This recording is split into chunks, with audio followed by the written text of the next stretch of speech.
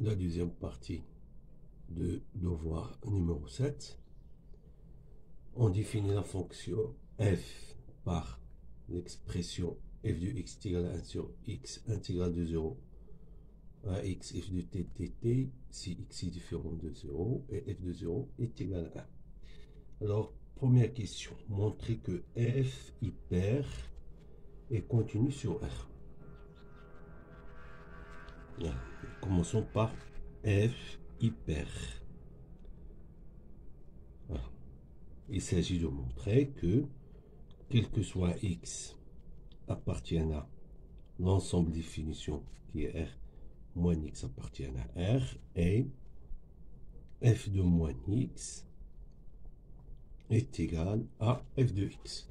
Voilà ce qu'il faut démontrer. Alors pour la première proposition, c'est évident. Alors théorie réelle appartient à R, son opposé appartient à R. La deuxième proposition, f de moins x est égal à f de x. Alors commençons par discuter les cas. Oui, même s'il y a un seul point qui diffère des autres, il faut discuter les cas, parce que les deux expressions ne sont pas les mêmes. Pour x égale à 0, j'ai f de 0 est égal à 0, et pour x différent de 0, j'ai cette expression. Alors commençons par le cas si x est différent de 0. Alors je vais écrire l'expression de f de moins x. Donc là, remarquez, c'est x est différent de 0, moins x l'est aussi. C'est l'intégrale, c'est 1 sur moins x, intégrale de 0 jusqu'à moins x, f de t, dt. Mais je veux que cette expression soit cette expression. Donc, déjà j'ai 1 sur x, 1 sur x. Là, il faut transformer cette intégrale, une intégrale de même borne. Et on va voir est-ce qu'on va vont être identiques ou bien opposés. Bon, le cas ici, pour avoir f de moins x est égal à f de x, on doit avoir cette intégrale et l'opposé cette intégrale. Donc, comment démontrer ceci?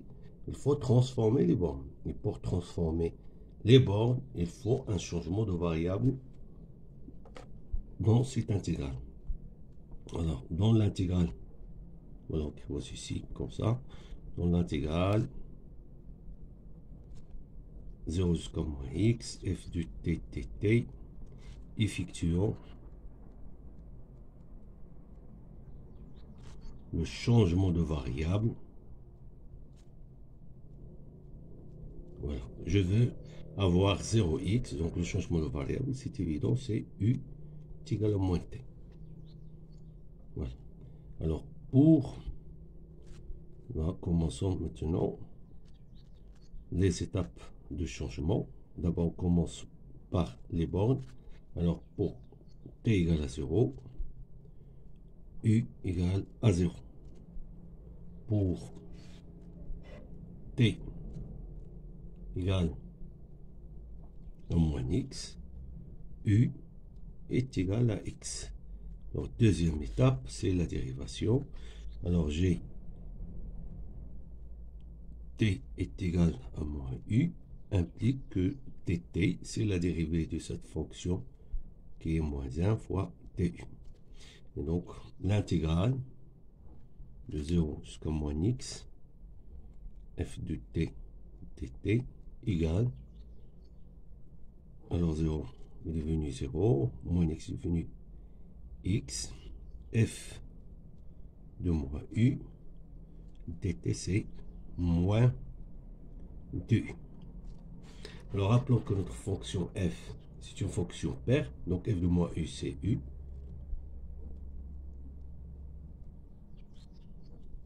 Et là, avec un surmoi ici. Là, il faut justifier pourquoi j'ai f de moins u est égal à f de u, car f hyper, d'après la première partie. Donc finalement, f de moins x égale, donc, moins 1 sur x multiplié par moins 0 jusqu'à x, f de u du. Et donc, c'est moins fois moins, c'est plus, c'est 1 sur x, 0 sur x, f de u, du. Voilà, c'est la même expression que f de x. Voilà. Ici, t, on l'appelle, c'est une variable muette. Il faut voir seulement les bornes et la fonction. Là, les bornes, c'est 0x et la même fonction qu'on intègre, donc ils sont identiques. Alors, pour le cas x égale à 0, bien sûr, j'ai toujours, on a f de moins x est égal à f de 0 est égal à f de x. Voilà. Donc, quel que soit x appartient à R, j'ai toujours f de moins x est égal à f de x. Donc, notre fonction grande f est une fonction paire.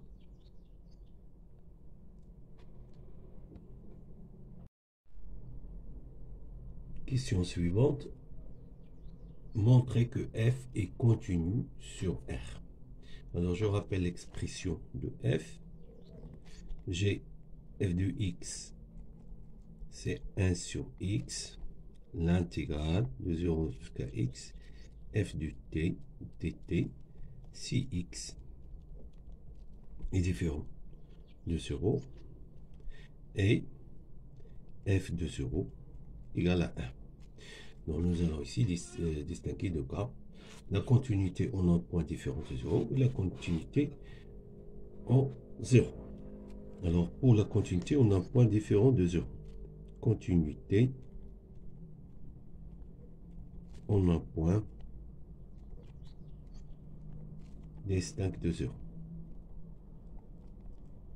Voilà. Commençons par là. Donc, sur étoile, j'ai cette expression. Or, cette expression, j'ai la fonction 1 sur x qui est continue en tout réel différent de 0. C'est-à-dire, cette fonction est continue en tout point de R étoile. Notre fonction intégrale de 0 jusqu'à f de x, f de t, voilà, cette fonction, c'est et la primitive de f sur R qui s'annule en 0. Voilà. Car l'expression de la primitive de f sur 0 qui s'annule sur R qui s'annule 0, il s'écrit toujours intégrale de 0 jusqu'à x la fonction. Pourquoi ceci? Une seule justification, f est continu sur R. Donc, ce qui nous intéresse ici, donc, est les dérivables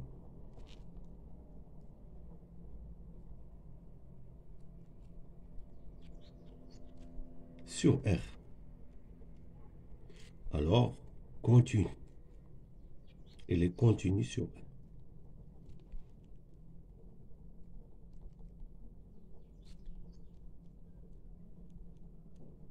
Voilà. Et puisqu'il est continu sur R, donc il est continu en tout point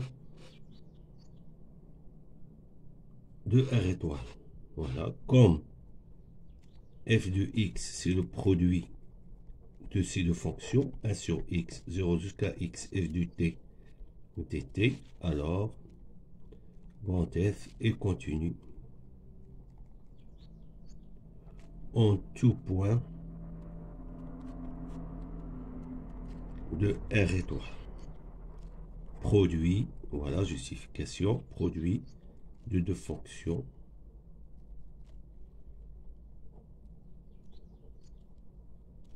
continues. Voilà.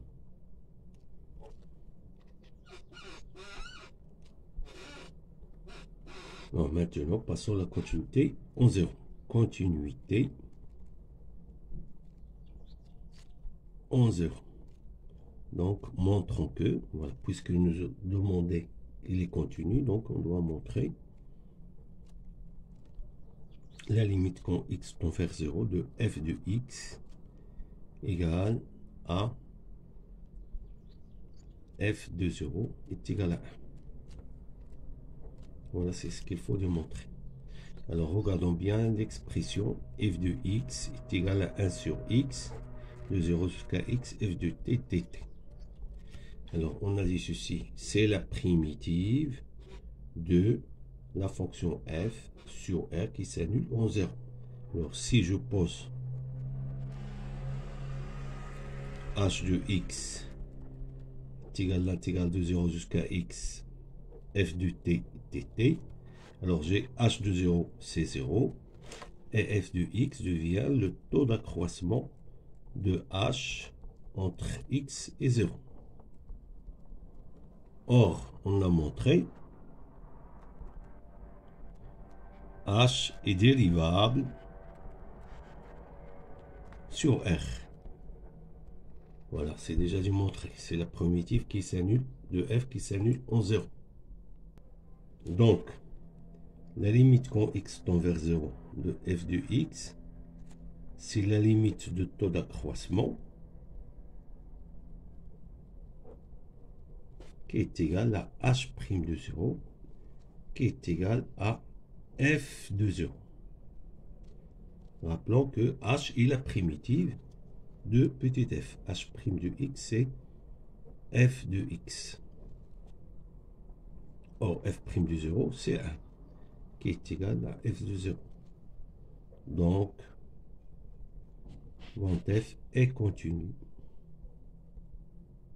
en 0. Alors, conclusion. Continu en tout point de R étoile et continu 0. Donc, f est continu sur R.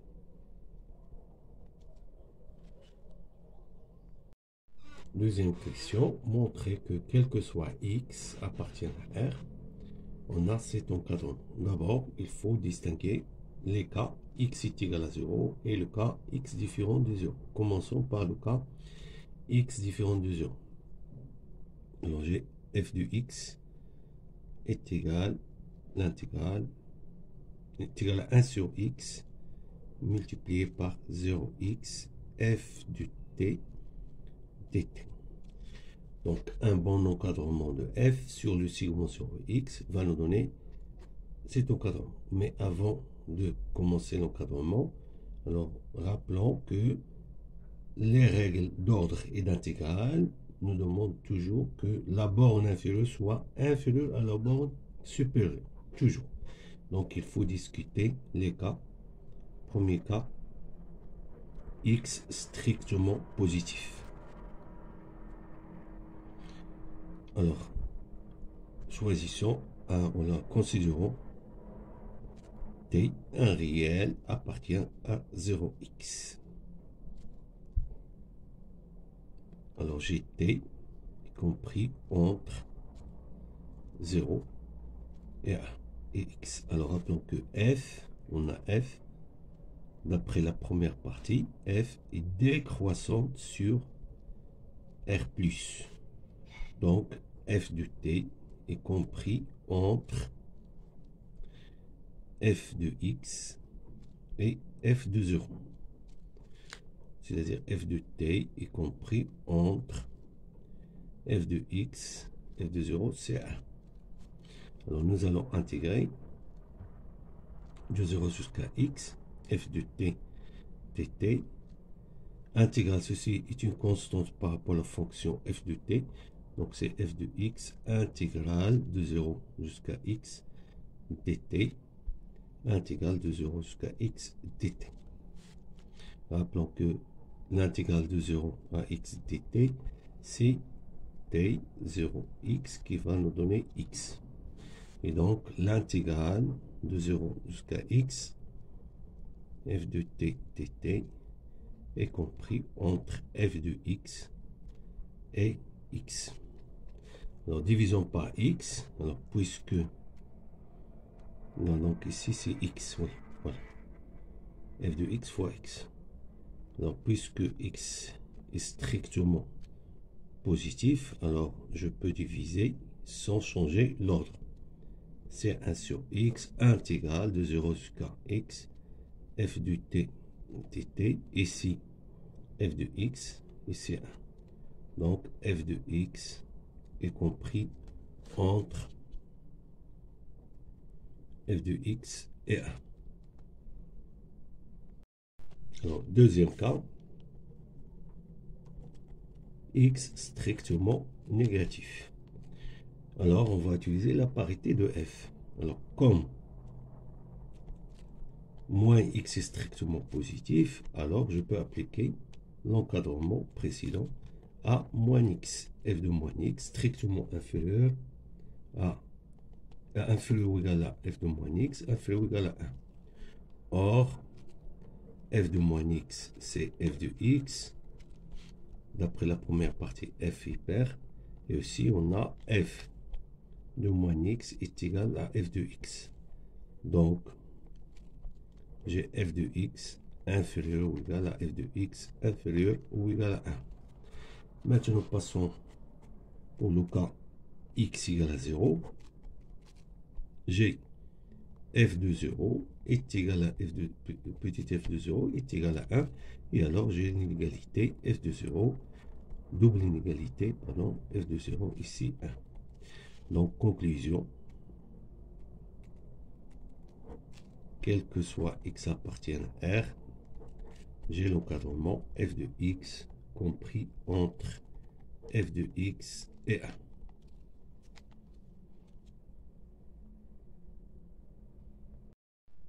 Troisième question, montrer que quel que soit x appartient à R étoile, j'ai l'expression f' de x apport expression 1 sur x, f de x moins grand f de x.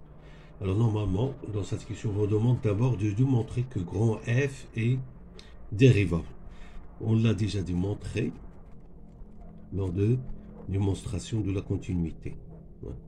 Donc, pour démontrer qu'il est dérivable, voilà, vous avez 1 sur x, il est dérivable en tout point différent de 0. Ceci, on a déjà démontré qu'il est dérivable sur R, car c'est la primitive de petit f qui scène le 0. Pourquoi? Car petit f est continu sur R. Et voilà, la dérivabilité est démontrée. Maintenant, on va directement calculer f'. Alors, j'ai f' de x, c'est 1 sur x', 0x, f de t, dt, plus 1 sur x, la dérivée de 0 jusqu'à x, f de t, dt. Donc, c'est moins 1 sur x carré, l'intégrale de 0 jusqu'à x, f de t, dt, plus 1 sur x. On a dit ceci, et la primitive de petit f, donc sa dérivée, c'est f de x. Alors, on va factoriser par 1 sur x, et ceci va nous donner f de x moins 1 sur x, intégrale de 0 jusqu'à x, f de t dt, qui est égal à 1 sur x, f de x moins f de x. Et voilà, la formule est démontrée. Alors, quatrième question, montrer que f est dérivable en 0. Alors, il s'agit de calculer le taux d'accroissement, la limite de taux d'accroissement f de x moins f de 0. Je vais vous montrer que c'est un réel. Voilà, donc la limite, c'est la limite quand x tend vers 0 de f de x moins 1 sur x. Alors, on va utiliser l'encadrement de la deuxième question. Alors, on a, quel que soit x appartient à R, j'ai f de x inférieur ou égal à 1, inférieur ou égal à f de x.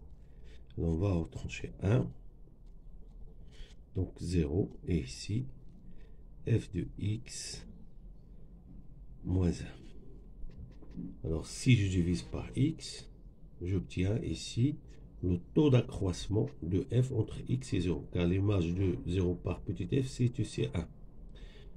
Et donc, là, j'ai encadré la fonction entre 0 et le taux d'accroissement qui est f' de 0 qui est égal à 0. Mais ceci est valable seulement si je prends x strictement positif. J'obtiens alors f de x moins 1 sur x inférieur à f de x moins 1 sur x. Donc la limite de cette fonction,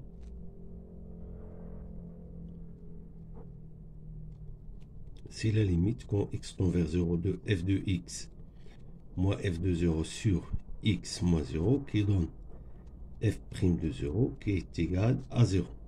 Donc je peux affirmer que la limite quand x tend vers 0 plus de f de x moins 1 sur x, c'est 0. Car cette fonction est encadrée entre 0 et cette fonction qui tend vers 0.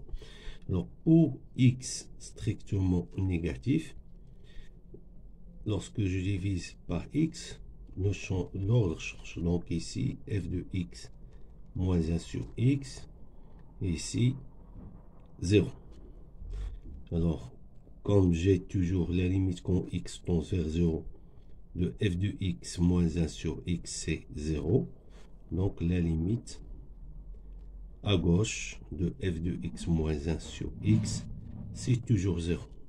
Alors g0 est égal à la limite à gauche, qui est égal à la limite à droite. Alors la limite de cette fonction, c'est 0. Et par suite, voilà, ceci c'est le taux d'accroissement, la limite quand x tend vers 0 de f de x moins f de 0 sur x moins 0, ça donne 0. Alors f est dérivable en 0 et f' de 0, c'est 0. Question B, les variations de f. Donc il suffit d'utiliser le signe de f' de x. Alors on a déjà montré que quel que soit x appartient à R étoile, j'ai f de x, f' de x, c'est 1 sur x, f de x moins f de x. Alors on a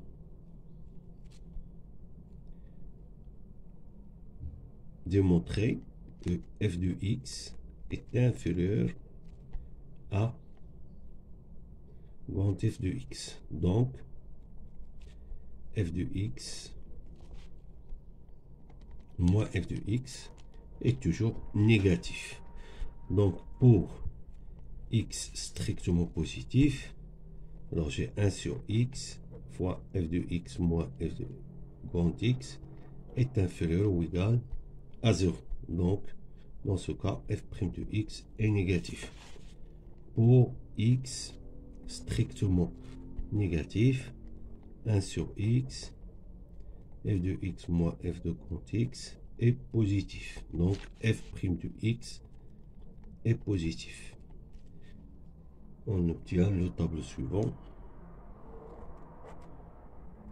f' de x moins l'infini plus l'infini, et c'est 0. Donc ici moins, ici plus. Donc croissante, puis décroissante. Là, c'est 1.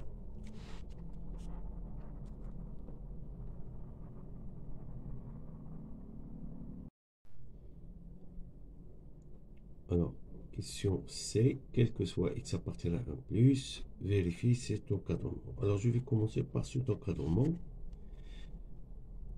Quel que soit x appartient à 1 plus l'infini, vérifiez que 1 sur x intégral de 1 jusqu'à x, f de t dt inférieur ou égal à p sur 2 ln de x sur x. Ici, il s'agit d'une inégalité avec intégrale. Donc, pour démontrer cette inégalité, il faut voir un encadrement de f de t sur 1x. Alors, remarquons d'abord f de t, c'est quoi? c'est arc tangente de T sur T. Alors, par quoi je vais majorer ceci pour obtenir ln de x et P sur, voilà. Là, il faut, voilà, pour l'intégrale, si vous simplifiez par 1 sur x, vous devez démontrer que l'intégrale, voilà, je vais l'écrire ici, il suffit de montrer que l'intégrale de 1 à x de f de t dt est inférieur à P sur 2 ln de x. Alors, d'où va venir ce P sur 2 et ce ln de x? Alors, vous savez déjà que l'arc tangente, c'est une fonction qui est toujours strictement inférieure à P sur 2. Il va me rester 1 sur t. Si j'intègre, j'obtiens ln de t. Et voilà. Donc, il suffit d'utiliser cette majoration. Alors, pour la rédaction, je vais écrire soit d'abord x, un réel strictement supérieur à 1, et t, un réel appartient à 1 x. Pourquoi j'écris ceci? Car je vais encadrer cette fonction sur l'intervalle 1x, pas sur l'intervalle 1 plus l'infini. D'accord? Alors, on a arc tangente t strictement inférieur à P sur 2. Donc, divisé par t,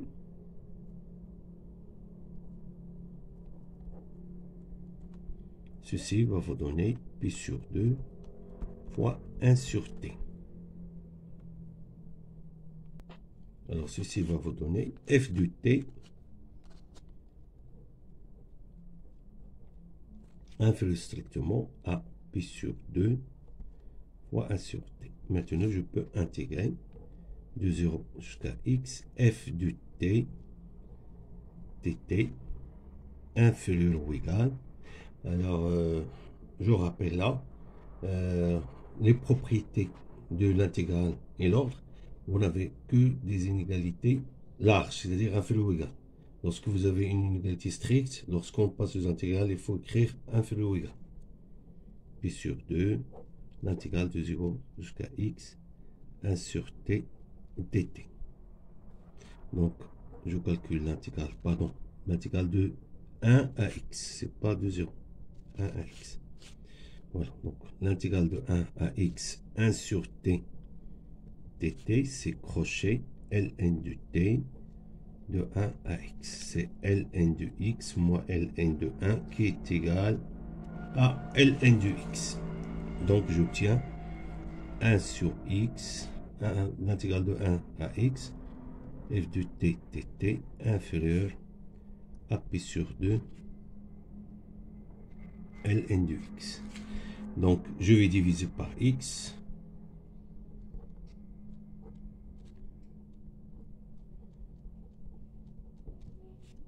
Ceci est inférieur à P sur 2 fois ln de x sur x.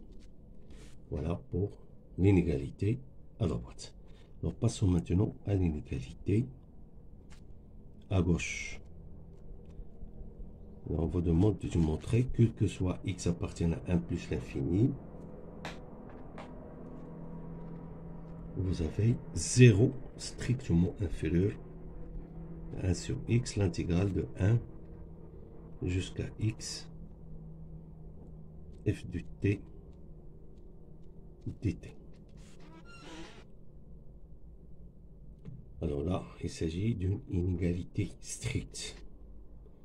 Pour l'inégalité stricte, pour l'avoir pour les intégrales à votre niveau, il faut utiliser le théorème de la moyenne. Donc, il n'est plus valable. Donc, toutes les propriétés de l'intégrale et l'ordre est inférieur ou égal. Alors, comment utiliser le théorème de la moyenne? Alors, fixons un réel appartient à 1 plus l'infini. Alors, le théorème de la moyenne vous donne tout simplement, il existe C appartient au segment 1x tel que f de C est égal à 1 sur x moins 1 intégrale de 1 jusqu'à x f de t dt.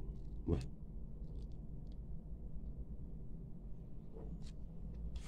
C'est-à-dire, vous remplacez cette expression seulement par l'image de C. Alors, l'image de C, c'est quoi? C'est arc tangente C divisé par C. Or, C est un réel supérieur ou égal à 1 strictement positif. Donc, arc tangente C strictement supérieur à 0. Et donc, divisé par C, ça devient f de C strictement supérieur à 0. Et donc, 1 sur x moins 1 intégrale de 1 jusqu'à x f de t dt est strictement supérieur à 0. Et donc, comme x moins 1 est strictement positif, alors je peux affirmer que l'intégrale de 1 jusqu'à x f de t dt est strictement supérieur à 0. Alors, le raisonnement d'écrire que f est positif sur 1x, donc l'intégrale est strictement positive, c'est faux. Voilà, ما عندكمش هاد اللعب. اللي عندكم بيقولوا f supérieur ou égal à 0, donc son intégrale supérieure ou égale à 0. Mais pour démontrer qu'il est strict, il faut utiliser le théorème de la moyenne. Voilà, donc multiplions par 1 sur x, qui est strictement positif, car supérieur à 1, donc supérieur strictement à 0. Et voilà la deuxième inégalité qui est stricte et démontrée. Alors, puis on déduire la limite quand x tend vers plus l'infini. Alors, rappelons l'encadrement que nous avons démontré. Alors, sur l'intervalle 1 plus l'infini, nous avons démontré que 1 sur x intégrale de 1 sur jusqu'à x f de t dt, il est compris entre 0 et p sur 2 ln de x sur x. Là, je peux affirmer que cette expression a pour limite quand x tend vers plus l'infini 0, car j'ai ici l'encadré entre 0 et cette fonction qui tend vers 0 grâce à la limite usuelle ln de x sur x en plus l'infini, c'est 0. Mais j'ai f de x, c'est l'expression pour x différent de 0. C'est l'intégrale de 0 jusqu'à x f de t dt. Donc, c'est pas l'intégrale de 1 jusqu'à x. Alors, là, ici, je vais utiliser Charles, écrire 1 sur x, c'est l'intégrale de 0 jusqu'à 1 f de t dt, plus l'intégrale de 1 jusqu'à x f de t dt, qui est égal à 1 sur x, intégrale de 0 jusqu'à 1 f de t dt, plus intégrale. Voilà. Alors maintenant, en séparant comme ça, voilà, je vais calculer la limite de ce terme et la limite de ce terme. Alors la limite de ce terme, là vous avez, ça c'est un réel, il est fixe, il ne dépend pas de x. Donc sa limite c'est lui-même, en plus l'infini. La limite de 1 sur x, c'est 0. Donc la limite de ce terme, c'est 0.